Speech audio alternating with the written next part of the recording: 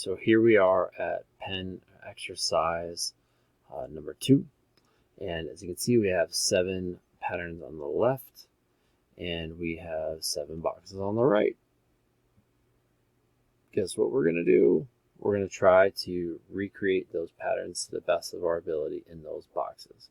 So once again, just kind of practicing with control of the new pen that we're working on. And we're going to show you a few different things as well. Talking about rotating the screen and zooming in and out and those kinds of good things. All right, so what we can do is to start, I'm going to look at my layers panel and look, there's only one layer right now. So I don't want to draw directly on my background, which we talked about before. And so what I'm going to do is I'm going to add a new layer. And now I'm going to make sure I'm working on my new layer.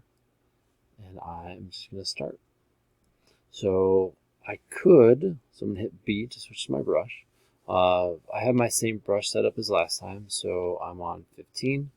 My smoothing is 36, and I'm still playing with my blue color right now. Oh, and my size is 15, which is right there. And so, yeah, like I could definitely work at this angle for the whole project, or this size, this zoomed in-ness. And, you know, maybe for this first one, like that's where you kind of feel comfortable. For me, I think it's kind of nice to be able to zoom in a little bit. You could go crazy and go all the way in, and then just do bigger strokes through the whole thing, which is totally fine if that's what you want. Or you can zoom out a little bit too. I think for me, this is like honestly a pretty good size. I'm going to erase it, E to erase that really quick. Let's see. One thing that you notice is like right now, if I want to work on the top one I'm down here, instead of always going over to the side to move things up and down here, because that's going to be kind of annoying. What I can do is I can actually hit spacebar.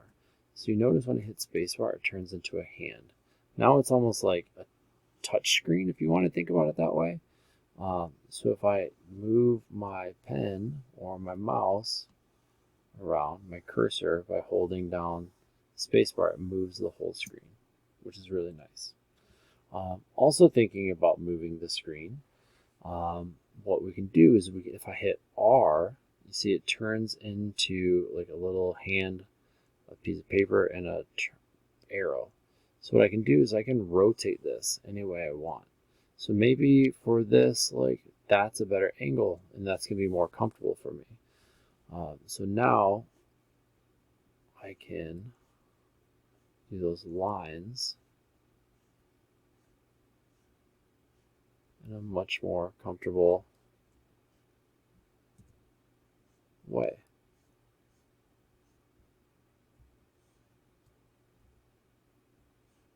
And I'm hitting R to rotate, and then B to go back to my brush.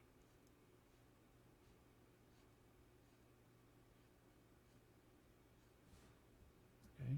R to rotate, B to go back to my brush. For the health of your hand and your wrist and for a longevity of drawing, you should try to challenge yourself to draw with your arm, moving your whole arm around instead of constantly just doing your wrist.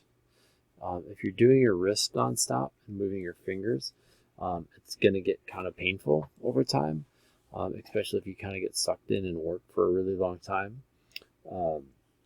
So moving at your shoulder or at your elbow is definitely going to make make it a little more have longevity for your drawings. The more you draw, the more muscle you get in those joints, and you're able to draw for longer. But just saying, elbow, shoulder, you're also going to get smoother lines that way as well. So with this, just keep plugging along. You're going to do all 7 boxes with this. Each one of them, like I said, it's going to have a little bit different technique, and it's going to give you a little bit different feel and idea of what you can do. Really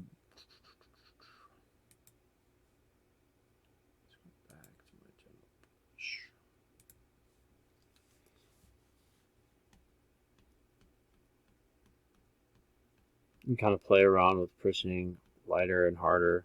With this one, you're obviously trying to get a little bit more of like a pattern than I just kind of did there, but as you can see, pushing harder.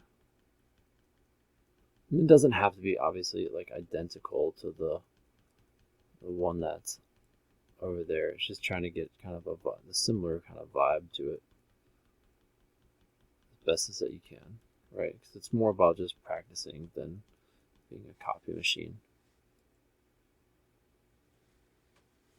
All right, so practice away. Then once again, when you're done, file, save, file,